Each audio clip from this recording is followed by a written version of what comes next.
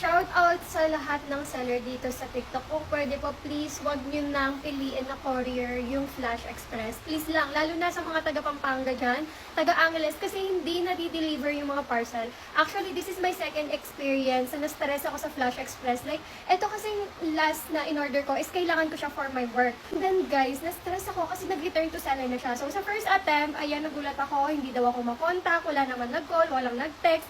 Kaya sa second attempt, nakita ko na kaagad yung contact ng rider na naka-assign that day. Ako pa mismo nag-message. Ilalagay ko dito sa screen na to.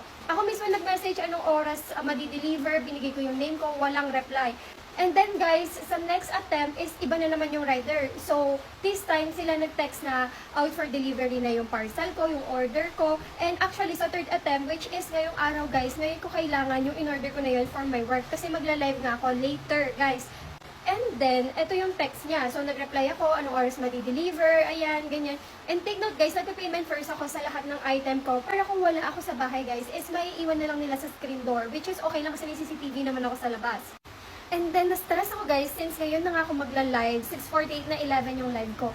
Nag-call na ako dun sa rider, sabi ko, bakit nag-return to seller sa app yung order, which is hindi naman sila nag-call, nag-text naman ako, nag-reply naman ako, kaya hindi nila marireason na hindi ako makontak kasi ako mismo nag-call sa kanila. Ang pangit pa sa Flash Express na yan, hindi sila nag-call once nag-deliver sila, like text lang.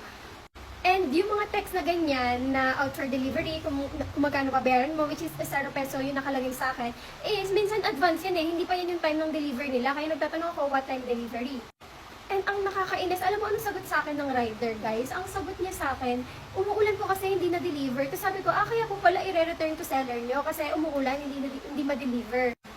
Maintindihan ko pa sana kung umuulan, ipapalalamog ko or kung pwede kami na mag-pick up kasi kailangan ko talaga yung item. Pero guys, nainis na ako, sinabi ko sa kanila na pag hindi na-deliver yung item ko, is i-report ko sila. Kasi guys, sobrang laking permission ng binibigay nila. And then hanggang sa pinatayan na ako, tapos sinanap ko sa maps kung saan yung location nila, ang daming mga reviews na hindi dumadating parcel nila, nasasayang yung pera nila, which is eto, pakita ko sa inyo. Kaya grabe, no to Flash Express, please, sa lahat ng mga sellers, sa lahat ng mga nagbi-business dyan, choose your courier wisely. Kasi sabihin natin mare-refund yung pera, pero guys, yung permission, dahil kailangan ko yun ngayong araw, na-expect ko, eto, may magagamit ako kasi darating yung parcel ko, pero wala. Sobrang laking stress neto.